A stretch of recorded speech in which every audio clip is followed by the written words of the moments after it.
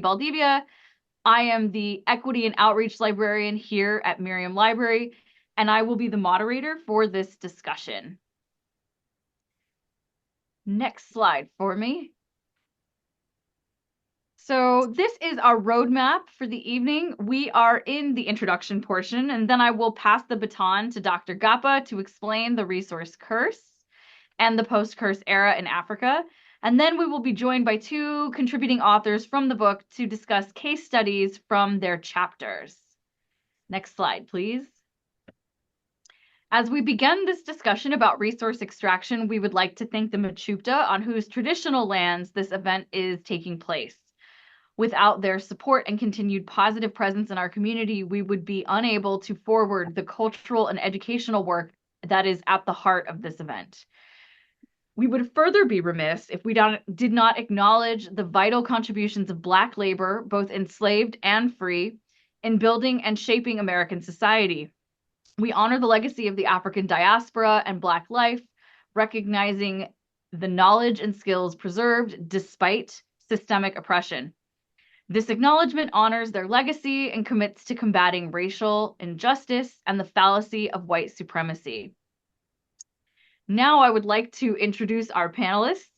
Dr. Angela Gapa is an associate professor of international relations at California State University, Chico. Dr. Michael Hene Oboagwe is the correspondence advisor for the Deputy Minister of Alberta's Public Service Commission in Canada. And Dr. Cliff Uba Cordero is an assistant professor of political science and international affairs at Morgan State University. All three have PhDs in international relations from Florida International University in Miami, Florida. And now, Dr. Gapa, I will turn it over to you. All right, thank you very much, Stephanie. So good afternoon and good evening, esteemed colleagues, students, and fellow scholars, and other engaged citizens. It's a pleasure to be here today to introduce my edited book, The Politics of New African Resource Discoveries in the Post-Resource Curse Era. This book initially emerged as a panel I convened in 2022 for the International Political Science Association World Congress in Buenos Aires, Argentina. And the panel garnered significant attention, which then culminated in the compendium of chapters, some of which my fellow contributors will be presenting here today. For those who know my scholarly career throughout its lifespan, I've delved deeply into the dynamic and complex intersection of natural resource wealth and political development in Africa. The academic and policy world is currently experiencing a resurgence in the interest in the role of natural resources and how it shapes the economies of African countries. And this comes decades after the coining of the term resource curse by Richard Auty, a concept of what typically manifests in nations abundant in point source non-renewable resources. The resource curse arises from the arbitrary global distribution of strategic natural resources, making some countries notably resource rich and other countries notably resource poor. And despite their global scarcity, these resources, they hold immense value as international traded commodities crucial for the economic growth of both developed and developing nations. And the substantial rent that's generated from possessing these resources significantly fuels political and economic competition. This is further exacerbated by the lack of a world government. So states' relative power and behavior in the international system often wield more influence over the political and economic outcomes of countries rather than regional or international governance institutions or even international law. And one of the significant developments in recent years is the discovery of new economically viable hydrocarbon and mineral deposits across Africa. And these resource discoveries are occurring in countries that are not traditionally resource rich, So from oil and gas finds in countries like Kenya, Uganda, and Ghana, to the development of offshore liquefied natural gas deposits in Tanzania and Mozambique, these resource discoveries are reshaping Africa's geopolitical dynamics and political economies. Um, the surge is largely driven by a global transition towards renewable energy and the subsequent demand for minerals like lithium, cobalt, and rare earth minerals, which are crucial for the manufacture of electric vehicle batteries, solar panels, and wind turbines. And Africa is slated to be a potential critical supplier of these resources, offering an alternative to global producers like China. So back to the resource curse, while these new discoveries offer immense economic opportunities, African countries have historically struggled to leverage their natural resource wealth for long-term development. And this resource curse, which is the paradox that countries with an abundance of non-renewable natural resources tend to have negative and worse development outcomes than their resource poor counterparts, manifests in three different ways. The first is that resource-dependent countries tend to experience lower rates of economic growth compared to countries reliant on other sectors like manufacturing or tourism. This is due to the fact that the volatility of commodity prices leads to economic instability and the phenomenon known as the Dutch disease, where resource exports cause a country's currency to appreciate, thereby making other sectors in the economy less competitive. Additionally, resource wealth fuels authoritarianism. In many African countries, revenues from resource exports allow governments to maintain power by distributing rents to loyal supporters, thereby stifling democratic development. This is known as a rentier state, a rentier effect, sorry, and reduces the need for governments to rely on taxation from citizens. And this therefore weakens the accountability of political leaders to their citizens. Furthermore, resource wealth has been linked to violent conflict. A lot of you have probably heard of blood diamonds or conflict diamonds, particularly in regions where valuable resources are alluvial. And civil wars in countries like the Democratic Republic of Congo, Angola, and Sierra Leone have been prolonged by the revenues from resource extraction. However, despite these challenges, there is renewed optimism that African countries may be entering a post-resource curse era. And this optimism is largely fueled by the increasing democratization of knowledge about natural resources, driven by the proliferation of information technology. So with greater access to information about the resource curse and the strategies for overcoming it, African citizens are better equipped to hold their governments accountable, or so is the assumption. We do have countries like Botswana and South Africa that have leveraged their strong institutions and democratic governance in order to mitigate the effects of the resource curse. So one of the key debates that are currently occurring in this context is whether these new resource discoveries in these newly resource-rich countries, whether those countries are able to learn from the mistakes of the traditionally resource-rich countries like Nigeria and Angola and pave a different path.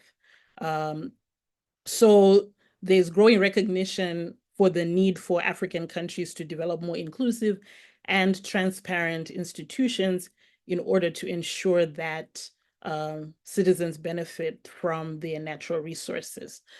With that in mind, the collection of chapters in the book attempts to address a central question. Are we in a post-resource curse era?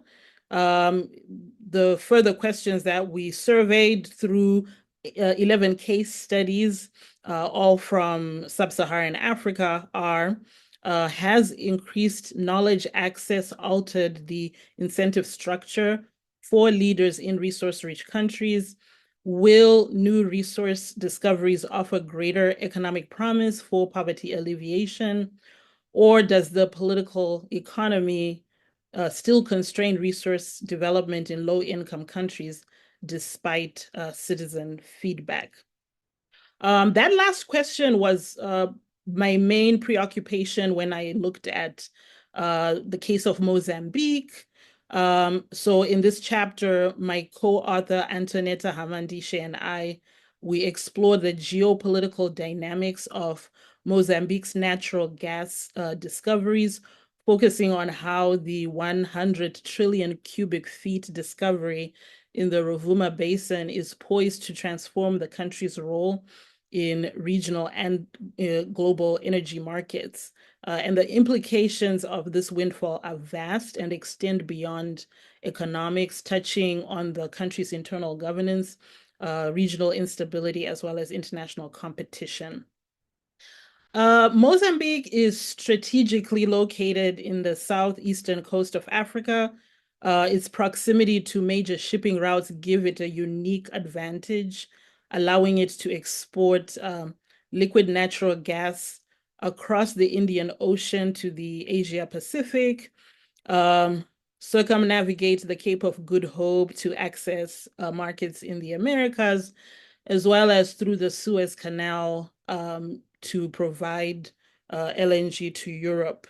So from a geopolitical perspective, Mozambique's gas discoveries could potentially influence regional energy dynamics. There's an increase in global demand for liquid natural gas as a cleaner alternative to oil and coal, particularly in the Asia Pacific region. Mozambique's ability to reliably supply energy to countries like China, Japan, and India could strengthen its international standing, especially as the nation seeks to diversify their sources and reduce their in reliance on the Middle East. And there's keen interest in by multinational corporations like Total, ExxonMobil, Eni, Oil India, which highlights the global competition to secure long-term access to Mozambique's critical resources. So I see Mozambique's gas boom as a crucial component to reshaping energy diplomacy in Africa. One of the countries that it borders is South Africa, which is currently going through an energy crisis with long periods of widespread national blackouts of electricity, known as load shedding. So South Africa imports about 65% of its natural gas from Mozambique due to its limited domestic production. This has implications within the geopolitics of Southern Africa, where we're seeing a shift in regional dynamics. Mozambique now poised to provide more of the energy needs of its landlocked neighbors, Malawi, Zambia, Zimbabwe, and Eswatini. However, the geopolitical threat of the Cabo Delgado insurgency um, threatens all of this. In 2015, the jihadist group Ansar al-Sana, locally referred to as Al-Shabaab, um, began its insurgency in the Cabo Delgado region. This is the region where the Rovuma Basin is located, where the liquid natural gas is found. This jihadist movement is rooted in a combination of radical Islamist ideology and long-standing socio-economic grievances, and has destabilized the region, leading to thousands of deaths and the displacement of 1 million people, highlighting the risks associated with resource wealth, particularly in the marginalized resource enclave of Cabo Delgado, where local populations already feel excluded. So there's a stark socioeconomic disparity between Cabo Delgado and the country's political and economic center, which is Maputo. Cabo Delgado is located about 2,000 miles from the capital. It's both geographically and socially isolated, The population, who are predominantly rural and agrarian, have long suffered from underdevelopment, poverty, and limited infrastructure. And this is combined with the region's linguistic and cultural differences that have fueled a sense of marginalization and exclusion. So the presence of foreign corporations also taking their land in order to invest in these liquid natural gas projects has also exacerbated these tensions. So the discovery of natural gas in Cabo Delgado has been bittersweet for the communities over there. And the insurgency has in turn also disrupted investment. For instance, in 2021, they suspended the LNG operations of Total due to security concerns, underscoring the fragility of Mozambique's resource-based development strategy. The chapter also addresses citizen feedback with all this in mind. And a lot of citizens in Mozambique have resorted to protests. They've expressed growing dissatisfaction with how natural gas projects are being managed.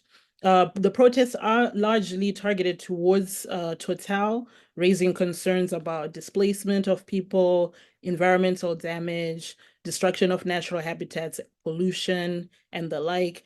Um, the companies have responded by introducing some compensation schemes that are also subsidized by the government, although many view these as insufficient.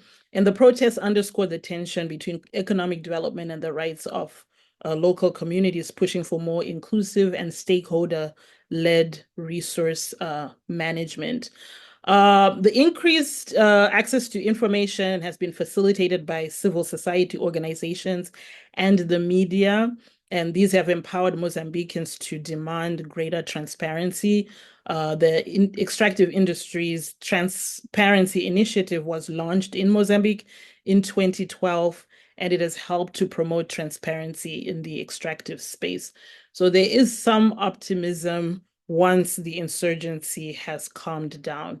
But in conclusion, despite these ongoing security concerns, Mozambique continues to improve its transparency with the Extractive Industries Transparency Index, playing a significant role in fostering public discourse on resource allocation.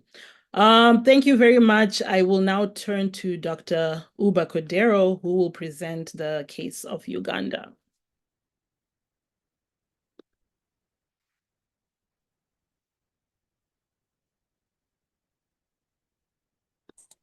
Thank you, Angela, for a wonderful contribution and for overlaying whatever we're going to be doing today.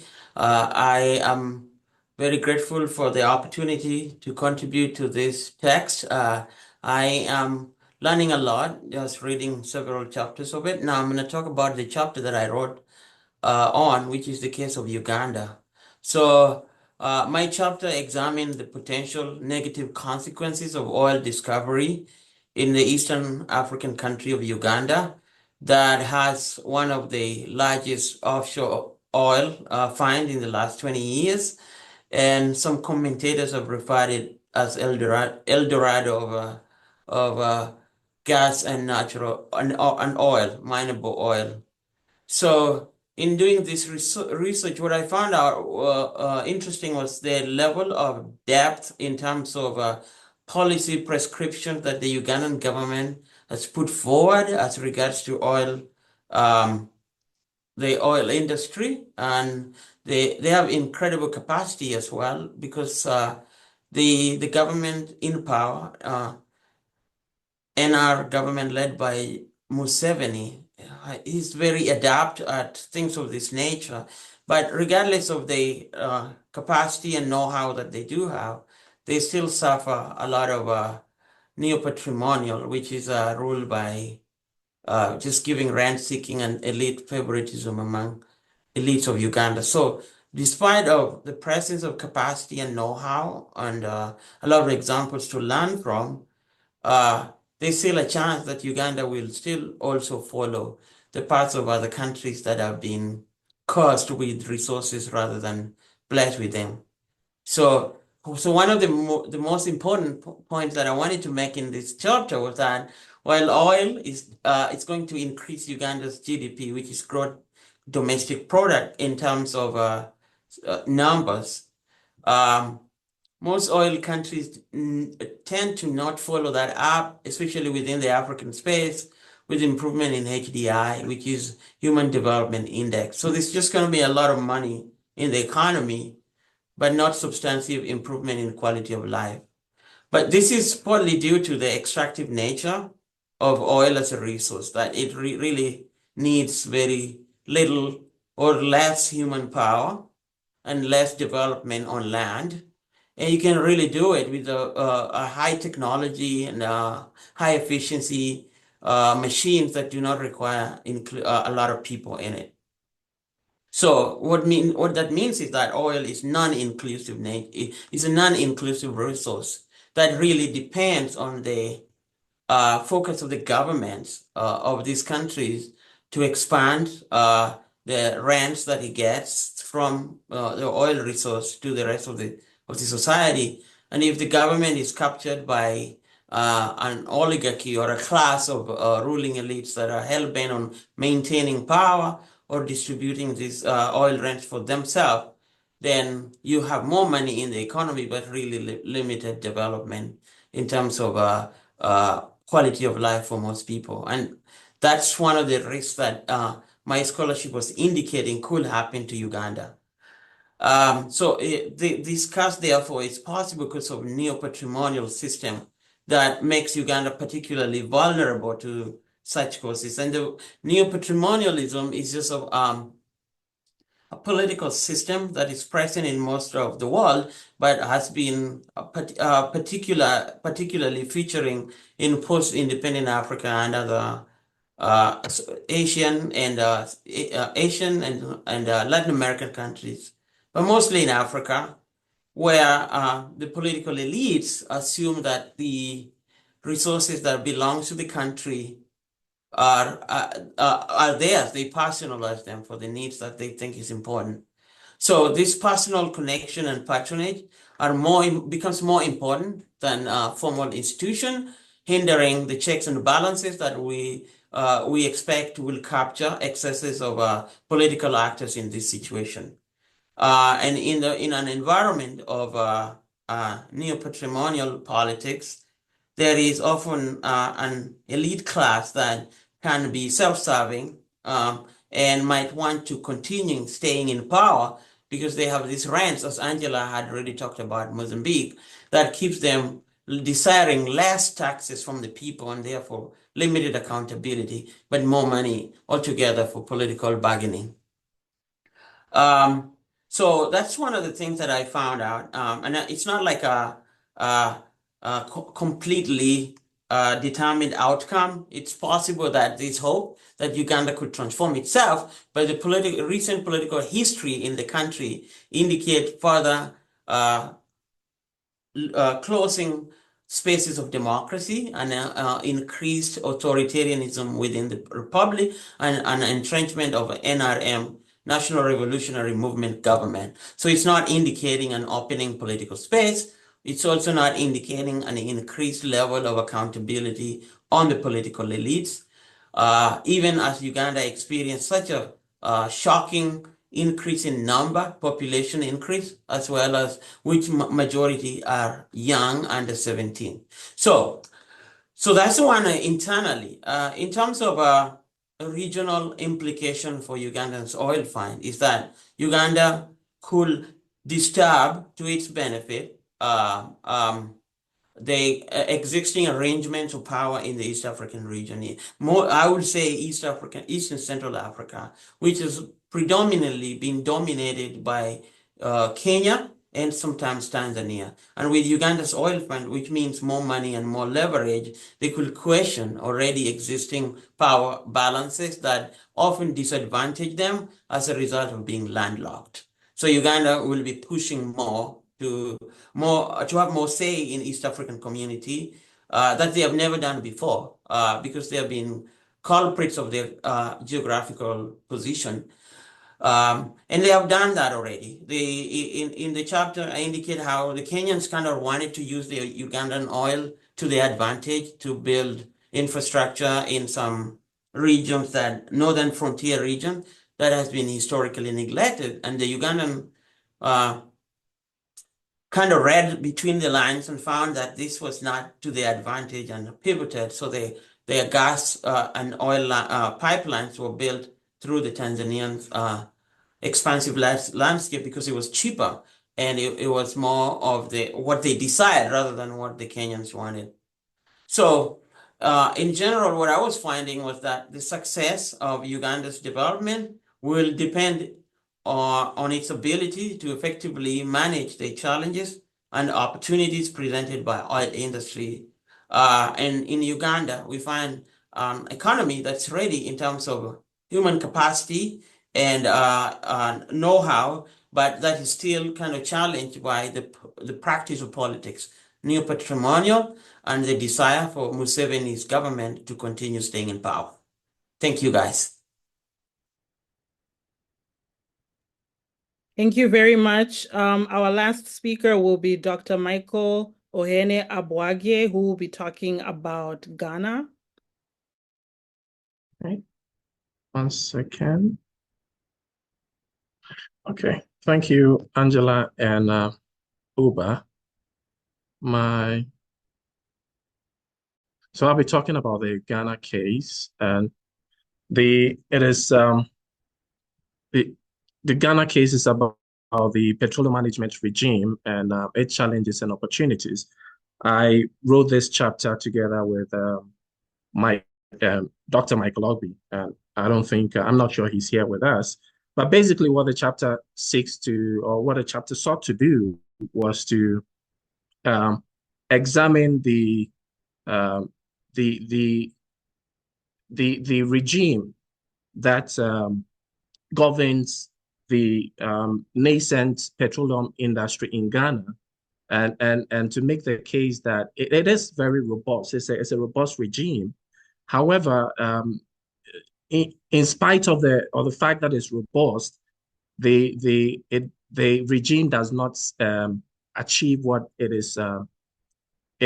was created to achieve. And so, while the discovery of oil in Ghana was greeted with euphoria and optimism, as Ghanaians were positive that the petroleum revenue would greatly boost the country's economy. Now, the country's strong democratic credentials largely inform the optimism. And Ghana is one of the great cases in Africa in terms of democratic development. Is cited as one of the best cases, right? And so because of that, people thought that, well, Ghana would do better in terms of managing its newly found oil. And not just that, also the oil was found in 2007. And in 2007, you would agree with me that there was a lot of awareness about the resource curse. And so for the country to strike commercial oil in commercial quantities at the time, what people thought was that, for the awareness about resource curse, Ghana would do far better than countries like Angola and Nigeria. And also not just that, also in the extractive industry, Ghana had an impressive record in terms of managing the resources. And so people also thought that because of the history that Ghana had in the extractive industry, Ghana would do better in terms of managing the oil that was found in 2007.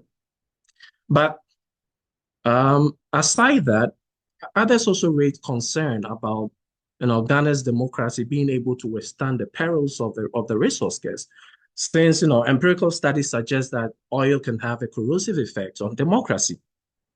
So, but then what was the response of the Ghanaian government? Guided by the experiences of oil producing countries like Nigeria and Angola, and also the euphoria and the optimism and the reservations, guided by all these things, the government responded by creating what I would say a very robust regime to govern the management of this newly found resource. So, but then the after building this regime, what we have found out is that unfortunately what we expected the country to gain out of that exercise, the country hasn't gained that because when a country such as Ghana, which is cited as one of the, like I said, best cases in Ghana in terms of democratic development, uh, a country that is was guided by, like I mentioned, the euphoria, the optimism, the reservations expressed by people at the time that it found oil, and a country that responded by building a robust regime to govern this newly found resource. One would have expected that this would translate into development, for develop the kind of development that all of us can see. But unfortunately, that hasn't been the case. And before I touch on why this has not been the case, I would like to examine, talk about a few of those laws. I'll mention two of those laws that the country enacted to govern the oil that was found in 2007. I mean, just to make the case that indeed the regulatory framework which was put in place is indeed robust, as the chapter makes the case. Now, the first and probably the most popular legislation is what is known as the Petroleum Revenue Management Act. And what the act does is that it sets the framework to regulate the allocation and management of revenues obtained from petroleum production in Ghana. And it just not just that, also the law, there are two types of funds that the law creates: the Petroleum Revenue Management Act, and these funds are what collectively they are called the Ghana Petroleum Funds. But the name of the two funds, the specific names are the Heritage Fund and the Stabilization Fund.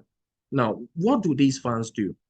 Now, these funds were created to ensure that revenue accrued from the petroleum is used prudently, so that a percentage of the petroleum revenue is allocated to these funds to promote what is popularly known as intergenerational equity and fiscal stability.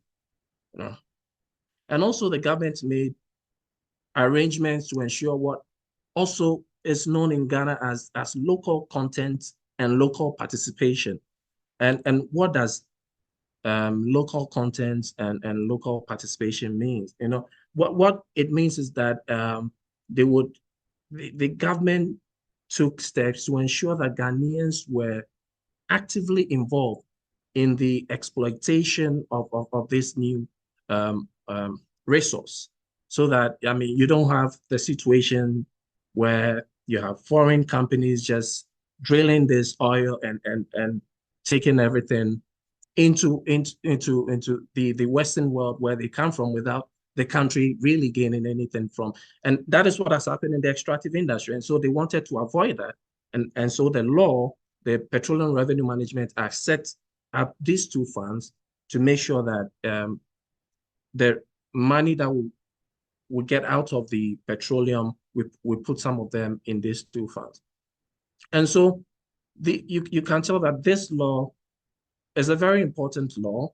And if the government was to comply fully, then of course things should happen better than what is happening now, which many Ghanaians are not happy with. The second one is what is known as the Petroleum Commission Act. And now what the Petroleum Commission Act does is it's established what is called the Petroleum Commission. And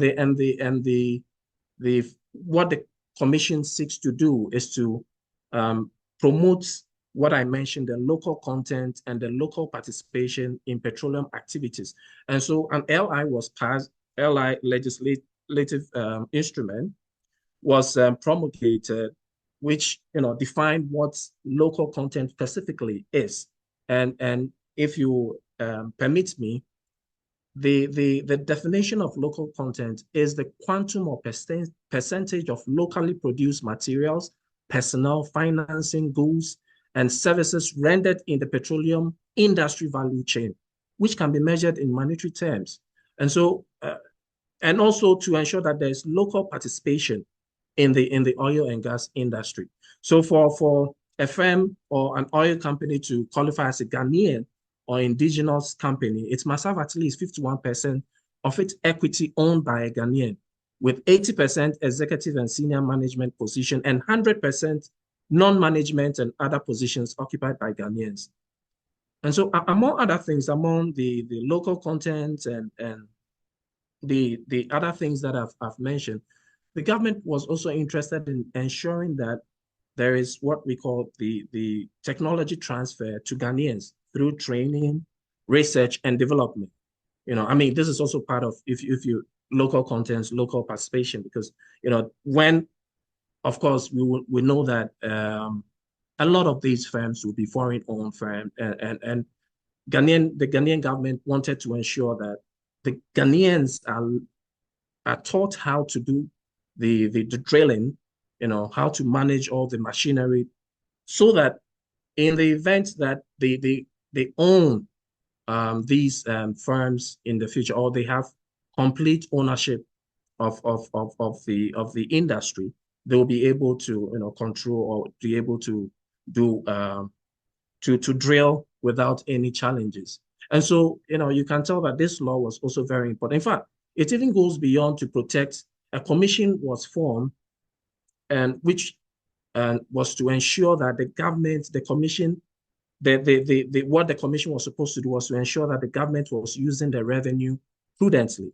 And then this commission was even protected from interference from the government, so that, for instance, the Minister of Energy does not have any power to interfere with the work of the commission.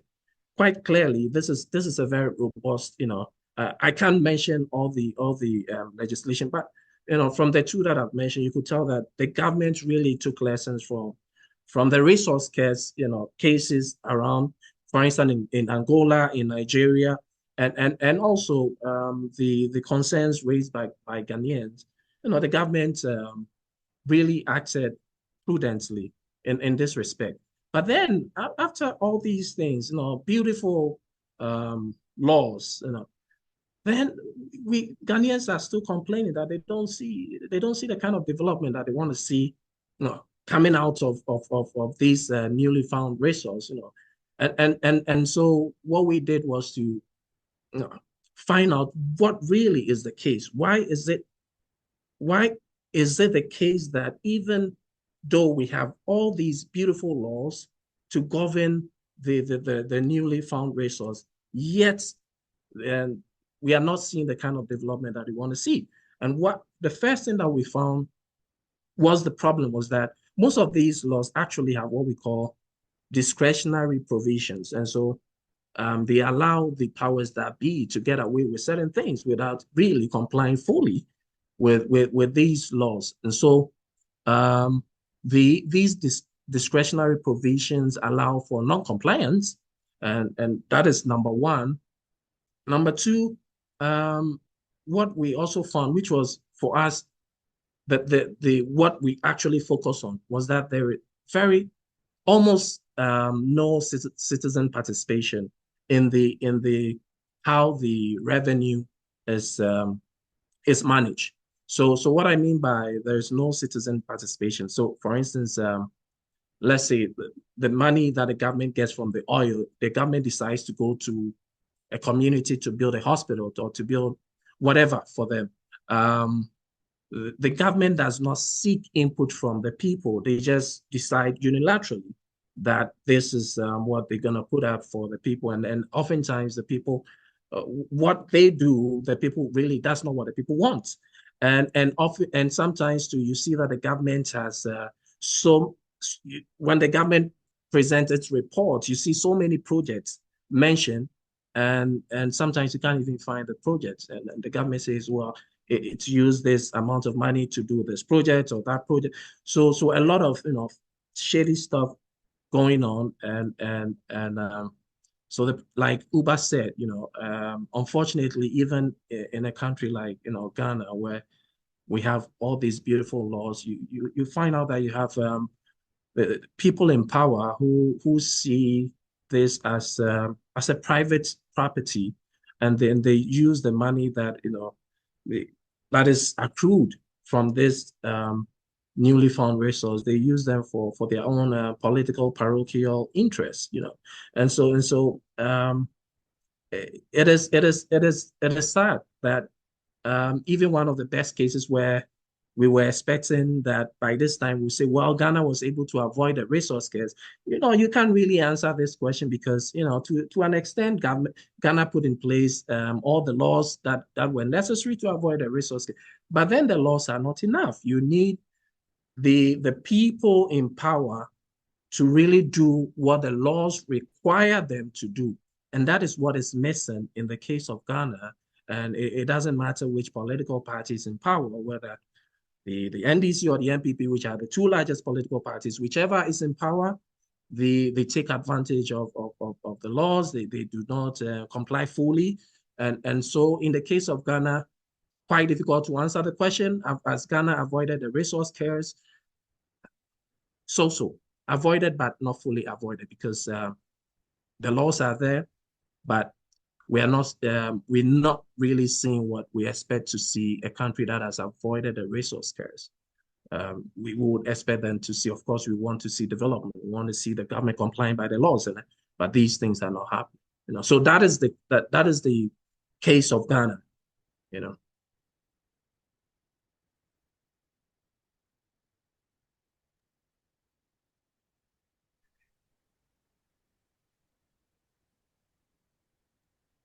Wow, thank you so much. I think we can move to the next slide and we can begin our question and answer portion of the session. So feel free to put your questions in the Q&A feature at the bottom of your screen, and that way the panelists will be able to see them, and I'll verbalize the questions that come through. I have a few questions to start. Thank you so much to each of our panelists. I really do appreciate you.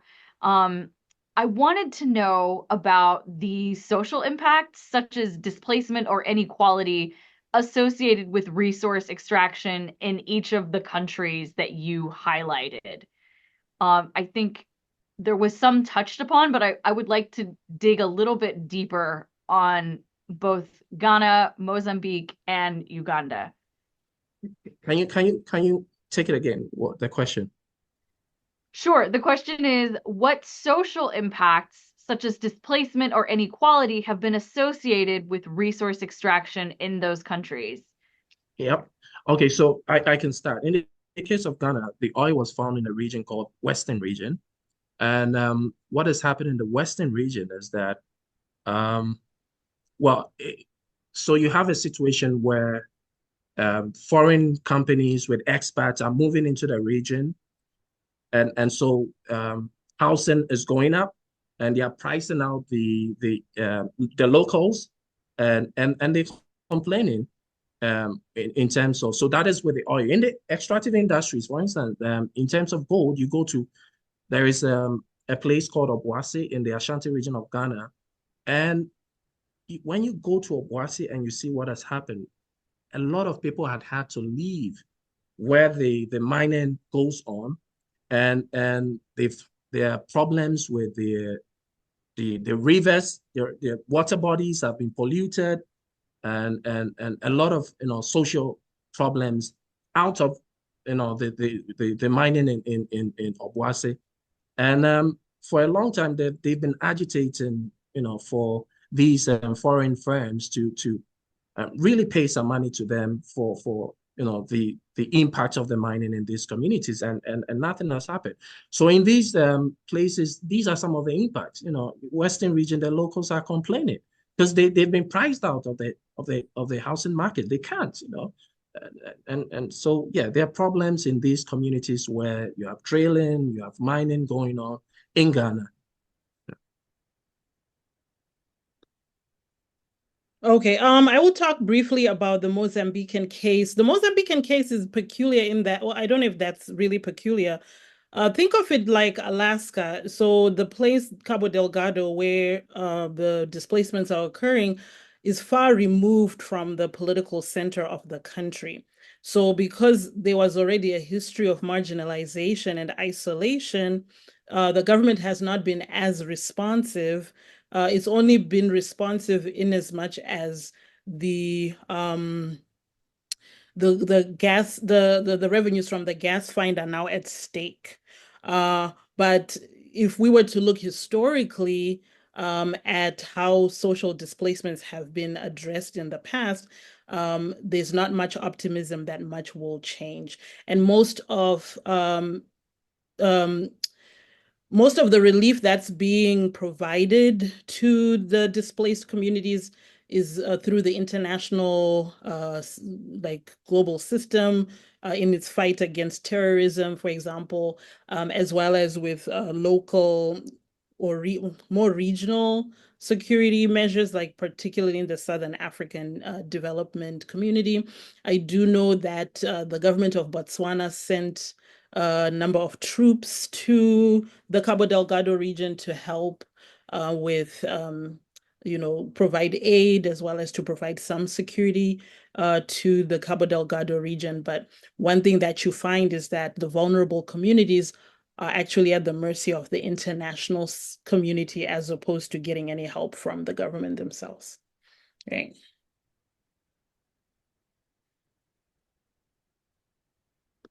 I'm going to talk about Uganda.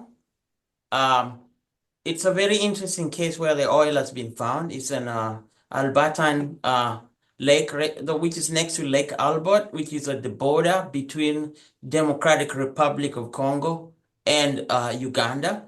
It's an area that is of great significance in terms of its unique natural habitat and tropical forests as well as animals that are endangered that are found in that place.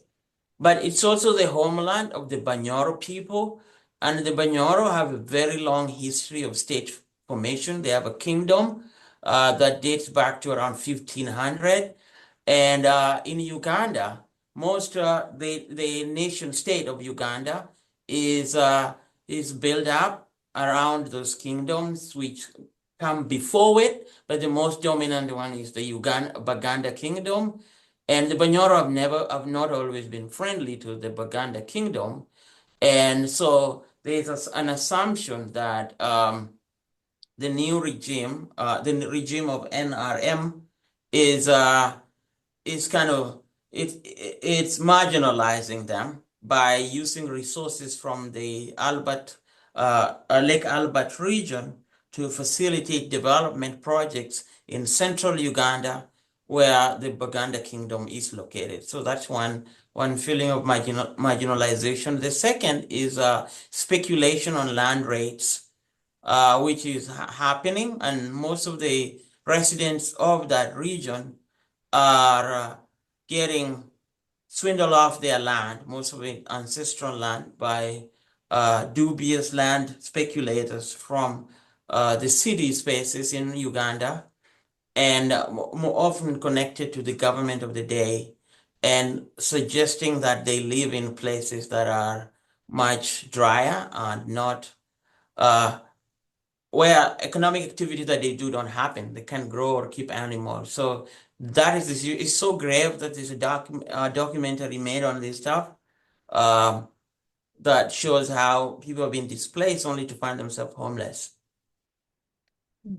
Thank you so much. Yeah, that is Yeah. interesting. I would love to get that title so that we can add it to our research guide. It's lost on my head, but I'm gonna send it to you, okay? Thank you. That's great. Okay. Dr. Gapa, I wanted to follow up to your last answer. I'm curious about how international actors like multinational corporations and foreign governments influence resource extraction in these countries. If you could talk about that a little bit more. I mean, corporations and countries go to places where they've got strategic interests. Even if you look at the United States, where it gives most of its aid, it gives most of its aid to countries where it tends to benefit, whether through more access to natural resources or more access to some type of financial economic gain. So foreign policy has always been a game of economic, strategic, military interest, and this is nothing new. Just the fact that natural resources are arbitrarily distributed around the world makes some regions just arbitrarily more resource rich than others. It creates an incentive for multinational corporations as well as more powerful governments to want to fill in those vacuums and extract as many resources as possible. And usually it's because of that destabilization occurs. Yeah, so I hope I answered your question. Yes, thank you. I guess there's another question in the chat that I do want to get to. It says, are there any examples of countries whose citizens have had meaningful input and benefit from resources? And I think that dovetails nicely with another question. Does the Ghana case debunk the notion that strong institutions can mitigate the resource curse? I wonder if you could speak to that, Dr. Obagwe. Yeah, let me first speak to the question about the Ghana case. To an extent, yes, we have these strong institutions, but then what is strong institutions without the strong, if you like to use Obama's word, strong man, right? I mean, the strong institution. Obama was saying we need strong institutions, not strong men, right? But what is strong institutions without, if you like, the strong men? I mean, if the men and the women are not willing to do what is right, then that's the foundation of the strong institution. It's people that form these institutions, right? And so we have the parliament, we have all these laws passed by parliament, we have but then if the people who are entrusted with the powers of the state to make sure that these laws are complied with are not really doing what is expected of them, then to an extent, one can say that, well, having strong institutions is not enough. You also need to have the people that have, the will, to do what is right, and so to an extent, I would say yes, strong institutions do not necessarily mitigate the resource scarce. They do help. Like I said, in the case of Ghana, of course, having those beautiful laws, it helps because at least we have something to hold government accountable to, for government to do what is right. So now you go to Ghana when people are aggrieved, they have, they can tell the government, look, you're supposed to do this and that because that is what this and that say, right? But if there was nothing, then in fact, it's even more difficult to have that kind of conversation. So it's a good start to have those strong institutions, the beautiful laws, everything is a good start. But it's not enough. You also need to have the people that are willing to do, what is right. And that is the only piece that is missing in the case of Ghana. Perhaps, if we, to do a comparison, of course, Ghana's case is far better than the Nigeria's and Angola's case, and so, but that is of course not enough when compared with countries like Norway, Norway is doing far better in terms of their resource exploitation and using that to build generational equity, and Ghana is not there yet. Good starts, but strong institutions not enough. That is what I think. Yeah, I just wanted to add something to that. Unfortunately, the other cases, because I had already covered them in previous publications. I've done work on Botswana and I've done work on the Royal Bafokeng Nation. So those are two widely cited success stories of citizens that have benefited from their natural resources. But one thing that you find in Africa in general is that and I think it also encompasses the Ghana case, is that strong institutions tend to reflect more of the elite political culture rather than the mass political culture. So, social movements on a popular basis, that's a relatively new thing where citizens are coming together to protest against their governments. I know in the case of Kenya, that's recently happened. In Nigeria, that's recently happening. But civil society tends to be relatively weak in Africa. So whenever you hear of a success story in Africa, it's usually, for a lack of a better term, benevolent dictators. So I think that's one framework in which to understand the regional politics. Yeah. Well, I think we're gonna have to leave it there. If anybody wants to know more, the panelists' emails are listed on this slide. And of course, the book is now available. So please come to the library and check it out so that you can read all about it. I also want you to please watch your emails for the research guide and a link to the recording that we have here, as well as additional information. There's going to be a playlist with music that you can listen to that relates to this topic. And I want to say thank you so much to our panelists for joining us. On behalf of Miriam Library, we thank you all and we will see you in the library. Thank you so much. Have a Thank good you night. so much for hosting us, Stephanie.